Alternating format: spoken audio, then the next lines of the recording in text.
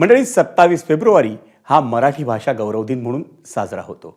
मुख्यमंत्री देवेंद्र फडणवीसांनी शासकीय कामकाजात मराठी अनिवार्य केली आहे, पण मराठी भाषा दिनालाच मराठीची गळचेपी होत असल्याचा प्रकार उघडकीस आलाय, तोही उपमुख्यमंत्र्यांच्या ठाण्यात। ठाणे महापालिकेनं मराठीतून MA करणाऱ्या अधिकाऱ्यांना 7वा वेतन आयोग लागू होणार नसल्याचा अध्यादेशच काढला आणि त्यावरून मनसे संतप्त झाली।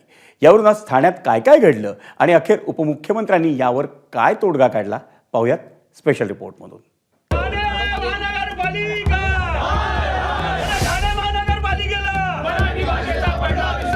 मराठी भाषेला प्राधान्य द्यावं, मराठी माणसाने शिक्षण मराठीत द्यावं, म्हणजे आम्ही तुम्हाला संधी देऊ। मराठी ज्यांनी MA केलं त्याचा पगारवाढ का नाही देणार तुम्ही? मराठी भाषा दिनीच मराठीसाठी आंदोलन करण्याची वेळ मनसेवर आली। पण तारीख सांगा ना, एवढ्या मोठ्या पोस्टला बसून काय करी?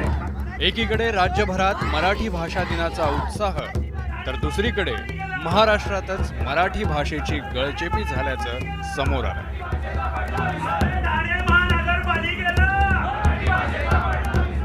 आणि याचं कारण आहे ठाणे महापालिकेचा नवा GR।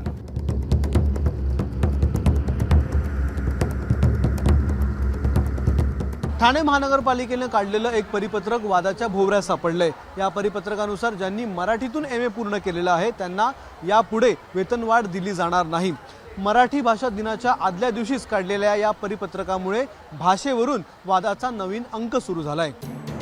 आता या परिपत्रकात नेमकं काय म्हटलंय ते पाहूया। महापालिकेत 7वा वेतन आयोग लागू झालाय। 7व्या वेतन आयोगात शिक्षणावर आधारित अतिरिक्त वेतनवाढीबाबत शासन निर्देश अजून मिळालेला नाही। DM, GFM, LSGD, MA Marathi आणि तत्सम अभ्यासक्रमासाठी देण्यात येणाऱ्या अतिरिक्त वेतनवाढीबाबत प्रशासनानं अंतिम निर्णय आवश्यक असल्याचं निरीक्षण मुख्य लेखापरीक्षकांनी नोंदवलं होतं। या निरीक्षणाच्या अनुषंगानं पडताळणी करण्यात आल्यानं असं शिक्षण घेणाऱ्यांना अतिरिक्त वेतनवाढ देता येणार नाही। यात मराठीतून MA केलेल्यांना वेतनवाढ देण्यात येणार नसल्याचं स्पष्टपणे म्हटलंय। त्यामुळे महापालिकेचा हा GR निघताच मनसे आक्रमक झाली आणि मनसेच्या अविनाश जाधवांनी थेट महापालिका गाठली आणि वरिष्ठांना धारेवर धरलं। मराठी भाषा वाढावी, मराठीतून मुलांनी शिक्षण घ्यावे याच्यासाठी आम्ही प्रयत्न करतोय आणि ते मराठीत शिक्षण घेतलंय, MBA कंप्लीट केलाय, म्हणून जर वेतनवाढ होणार नसेल तर याच्यापुढे कोण घेणार आहे? कुठला कर्मचारी जर पुढे शिकायची इच्छा असेल तर तो MBA कसा होणार आहे? पण हे परिपत्रक मागे घेतल्याशिवाय राहणार नाही, कारण हजारो शेकडो कर्मचाऱ्यांचे यात नुकसान होणार आहे। ज्याला मराठीवर प्रेम आहे, ज्यांनी मराठीत आपलं शिक्षण पूर्ण केलेलं आहे, त्याच्या बाबतीत जर तुम्ही चुकीचा निर्णय घेणार असेल तर आम्ही देखील तुमच्या बाबतीत चुकीचा निर्णय घ्यायला मागे पुढे पाहणार नाही। दुसरीकडे मराठी भाषा दिनाला महापालिकेकडून कोणताही कार्यक्रम आयोजित न केल्यानंही जाब विचारण्यात आला। प्रत्येक सरकारी आस्थापनाने आज मराठी भाषा दिन हा जोरात साजरा करायला हवा होता, परंतु असं कुठेही ठाण्यात दिसलेलं नाही आहे किंवा महाराष्ट्रात कुठे दिसलेलं नाही आहे। बाकीच्या गोष्टीत निवडणुका आल्यावर यांना सगळ्यांना मराठी माणूस आणि मराठी वगैरे सगळं आठवतं, पण ज्या दिवशी आपण मराठी भाषा गौरव दिन हा कोणीच जाहीर केला? महाराष्ट्र शासनानेच केला आहे ना, मग त्याची जाण ह्यांना नाही आहे का? सो आज बरेचसे कार्यक्रम सरकारकडनं होणं अपेक्षित होतं, पण असे कुठलेही कार्यक्रम या महाराष्ट्रात झाले नाहीत। याच्यावरून एक गोष्ट कळते की सरकारला मराठी भाषेचं वावड आहे। अखेर महापालिकेच्या अतिरिक्त आयुक्तांनी GR मागे घेण्यात येईल असं आश्वासन दिल्यानंतरच मनसेनं हे आंदोलन मागे घेतलं। ठाणे महानगरपालिकेच्या आस्थापनेवरील कर्मचारी आणि अधिकारी हे पालिकेची परवानगी घेऊनच MA किंवा तत्सम अभ्यासक्रम पूर्ण करत होते आणि त्यासाठी त्यांना अधिकची वेतनवाढ देखील देण्यात येत होती। असा निर्णयच ठाणे महापालिकेच्या महासभेत घेण्यात आलेला होता। मात्र काल महापालिकेने हे पत्रक काढलं, त्यामुळे कर्मचारी संभ्रमात सापडले।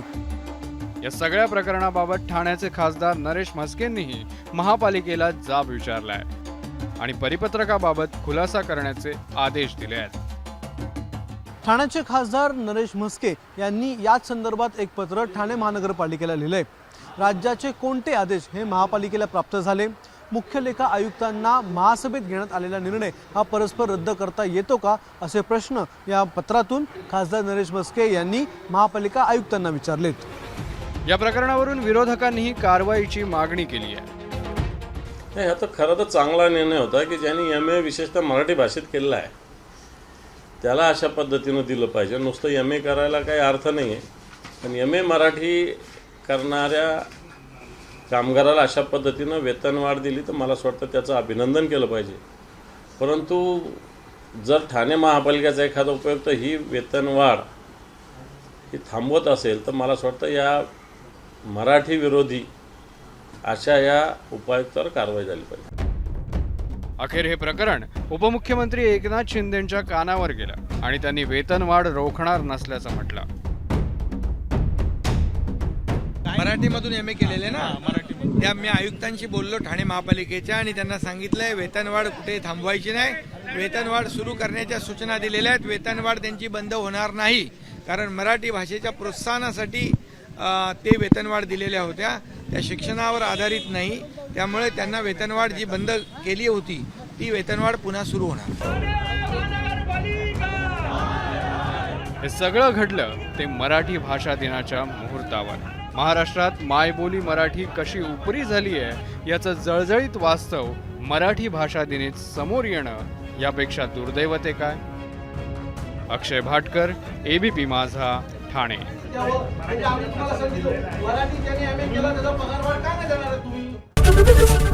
ABP माझा, उघडा डोळे बघा नीट.